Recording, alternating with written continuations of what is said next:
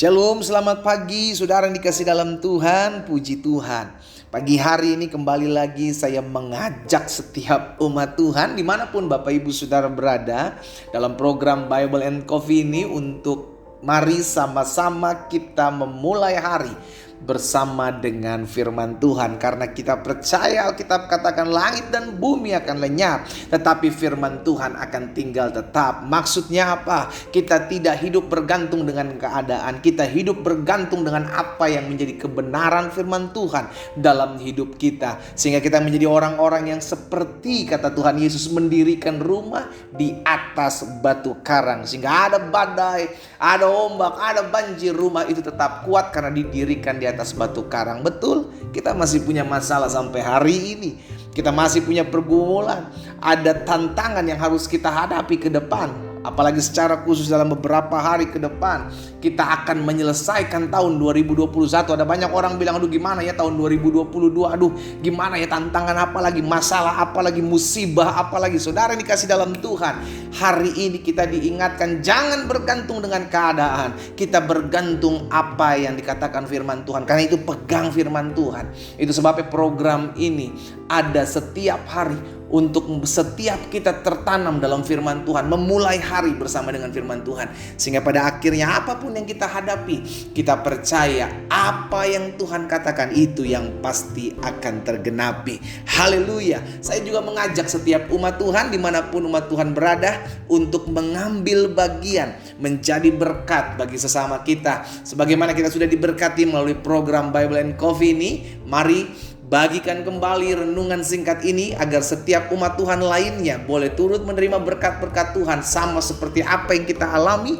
Mereka pun boleh turut menerima kekuatan, hikmat, bahkan jalan-jalan keluar yang Tuhan sediakan tatkala mereka merenungkan firman Tuhan. Kita kerjakan apa yang menjadi bagian kita, dan Roh Kudus yang akan berkarya menjamah hati setiap umatnya. Haleluya. Mari kita berdoa.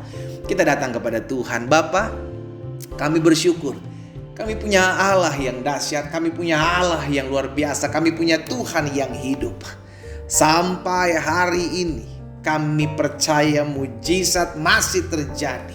Apapun keadaan kami, apapun yang kami hadapi, kami tahu bersamamu kami lebih daripada orang-orang yang menang. Sebab Tuhan mengasihi kami. Sebelum kami memulai segala sesuatunya di hari ini, Roh Kudus, kami minta tuntunanmu. Arahkan kami dalam jalan-jalanmu. Pimpin kami sehingga dalam kami merenungkan firmanmu, sebelum kami memulai segala sesuatunya, kami mengerti dan kami dibenarkan. Kami hidup memuliakan nama Tuhan. Di dalam nama Yesus Kristus Tuhan kami berdoa. Haleluya. Amin, amin. Puji Tuhan. Nah, saudara dikasih dalam Tuhan, kita adalah orang-orang hasil penebusan karya salib Kristus. Berarti kita adalah orang-orang yang dikasihi Tuhan. Dasarnya adalah karena Allah mengasihi kita.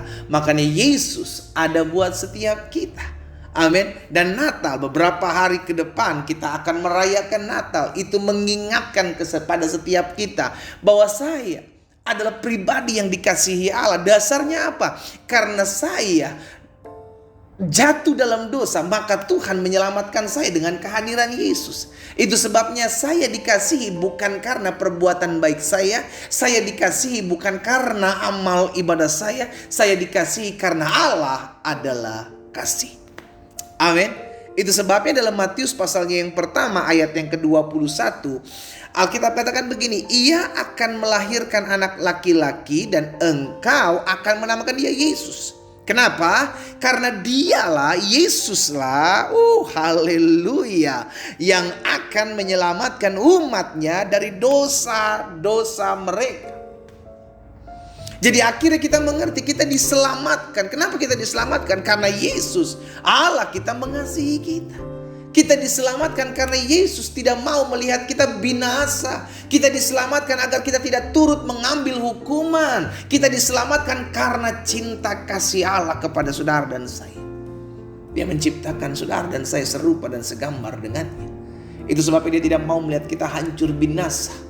Itu sebabnya disediakannya lah Yesus buat saudara dan saya untuk mati di atas kayu salib, untuk menyelamatkan setiap kita, supaya setiap orang yang percaya kepadanya tidak binasa, melainkan beroleh hidup yang kekal. Kita dikasihi bukan berdasarkan perbuatan baik kita. Rasul Paulus ingatkan kepada jemaat di Efesus, bukan karena perbuatan baikmu kita diselamatkan oleh karena kasih karunia Tuhan. Jangan ada seorang pun yang membanggakan diri, karena gak ada yang bisa membuat kita diselamatkan. Sudah dikasih dalam Tuhan, kita mau bayar dengan apapun gak akan pernah bisa. Itu sebabnya kasih karunia free, sesuatu yang tidak kita usahakan, sesuatu yang sebenarnya tidak layak kita dapati, itu diberikan kepada kita. Yesus diberikan kepada kita untuk kita diselamatkan. Kenapa? Karena Tuhan lihat kita gak sanggup, kita gak bisa mendapatkan itu dengan perbuatan baik kita, dengan amal ibadah kita. Kenapa? Karena sejatinya manusia adalah berdosa, dan upah dosa adalah maut, dan dosa tidak akan pernah bisa menghampiri Allah yang suci. Allah lah yang suci yang harus turun menghampiri kita, umatnya yang berdosa. Makanya pesan malaikat jelas kepada Yusuf, engkau akan menamakan dia Yesus karena dialah yang akan menyelamatkan umatnya dari dosa. Jadi dasar hidup kita anak-anak Tuhan adalah dikasihi Allah. Kita adalah produk yang sudah menerima kasih Allah. Itu sebabnya kita harus menyadari kalau kita adalah pribadi yang sudah dikasihi, maka kita harus mengasihi sesama kita. Kenapa? Karena kita adalah produk yang sudah menerima belas kasihnya Tuhan. Dan dipertanyakan kalau ada orang-orang Kristen yang ngaku sudah menjadi Kristen dan ngaku sudah diselamatkan oleh Yesus, tapi tidak bisa mengasihi orang yang membencinya, tidak bisa mengasihi orang yang menipu dia. Dipertanyakan, loh habis wajar dong pendeta, bagaimana saya bisa mengasihi dia fitnah saya, bagaimana saya bisa mengasihi dia lancangkan yang jahat dalam hidup saya. Saudara, bukankah itu yang kita lakukan? Kita sebagai manusia, kita gak buat apa-apa. Yesus mengasihi kita, dia mati buat kita. Dan Yesus mengajarkan bahwa kita adalah pribadi yang sudah menerima kasih. Maka kita harus mengasihi sesama kita. Kita harus mengasihi musuh kita. Itulah yang Yesus ajarkan. Berdoalah buat orang yang menyakitimu, kasihlah mereka yang menganiaya kamu. Itu yang Yesus ajarkan. Kenapa? Karena Yesus sudah memberikan contoh teladan. Aku mengasihi kamu bukan karena engkau terlebih dahulu mengasihi aku. No, Yesus mengasihi kita karena memang Allah mengasihi kita. Sebagai orang-orang yang sudah menerima kasih Allah, maka sudah seharusnya kita mengimpartasikan kasih Allah itu kepada sesama kita. Yohanes pasal 11 ayat 5 dan ayat 6. Alkitab bilang begini, Yesus memang mengasihi Marta dan kakaknya dan Lazarus. Namun setelah didengarnya bahwa Lazarus sakit, ia sengaja tinggal 2 hari lebih lagi di tempat di mana ia berada. Yang saya pelajari, kita dikasihi Tuhan bukan berarti kita harus hidup sesuai dengan apa yang kita mau. Nggak bisa. Kita dikasihi Tuhan, tapi tetap kedaulatan Tuhan yang berlaku. Ini terjadi dalam kehidupan Maria, Marta, dan Lazarus. Alkitab mencatat mereka dikasihi Yesus. Tapi bukan berarti mereka dikasihi Yesus lalu mereka bisa semenang-menang, semena-mena mengatur apa yang mereka mau. Yesus mesti datang sekarang, kalau nggak awas ya, nggak bisa. Akhirnya yang kita mesti mengerti, betul kita dikasihi Allah, tapi tetap hidup kita ada di bawah kedaulatan Tuhan. Bukan kita yang atur Tuhan, kita lah yang diatur oleh Tuhan. Jadi kalau ada pergumulan, ada masalah, ada tantangan yang kita hadapi, jangan sedih, jangan kecewa dan berkata, aduh katanya Tuhan mengasihi saya, tapi kenapa kok suami saya selingkuh? Tuhan katanya mengasihi saya, tapi kenapa kok ekonomi saya digoncang oleh pandemik? Tuhan katanya mengasihi saya, kenapa usaha saya sekarang hancur, usaha saya sekarang berantakan? Saudara dikasih dalam Tuhan, Yesus mengasihi saudara dan saya, tapi bukan berarti apa yang kita mau, apa yang kita inginkan harus terjadi dalam hidup kita. Karena yang Tuhan lihat, rancangannya itu yang pasti tergenapi dalam hidup kita, bukan rancangan kita. Makanya dalam Wahyu 3 ayat 19 Tuhan bilang begini, barang siapa ku kasihi, ia ku tegur dan ku hajar. Sebab itu relakanlah hatimu dan bertobatlah. Betul kita dikasihi Tuhan, tapi dalam Tuhan mengasihi kita, kita dididik. Tuhan mengasihi kita, tapi kita didewasakan. Tuhan mengasihi kita, tapi kita dimurnikan. Didewasakan, dididik, dan dimurnikan perlu ada proses, perlu ada pendidikan iman. Perlu ada pergumulan, perlu ada masalah.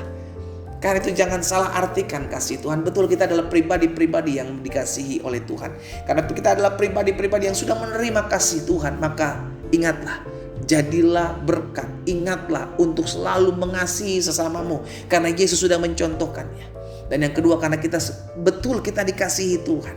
Tapi bukan berarti kita dikasihi Tuhan lalu kita bisa atur-atur Tuhan sesuka-sukanya kita. No, tapi biarlah kita diatur oleh Tuhan. Dan kita bilang, Tuhan, aku tahu rancanganmu adalah yang terbaik. Jauh lebih baik dari apa yang aku rencanakan. Kalau proses-proses pembentukan pendidikan ilahi sedang kita alami, tetaplah belajar mengerti bahwa Tuhan tetap mengasihi saya. Sekalipun saya harus melalui tantangan, Tuhan tetap mengasihi saya. Sekalipun air mata terus berjatuhan, Tuhan tetap mengasihi saya. Sekalipun ada orang-orang yang berusaha merancangkan yang jahat dalam hidup saya tetap mengerti. Karena Allah mengasihi saya, maka tidak ada satu masalah pun yang bisa menghancurkan hidup saya. Karena Tuhan mengasihi saya. Kita berdoa, kita datang kepada Tuhan. Kami bangga dan kami bersyukur karena kami punya Allah yang baik. Allah yang mengasihi kami. Allah yang meneladani, mencontohkan, mengarahkan kami untuk kami dapat mengasihi orang-orang yang menyakiti kami. Itu sebabnya kami bangga memiliki Yesus. Yesus mengajarkan kami, kasihilah musuhmu, ampunilah mereka yang membencimu.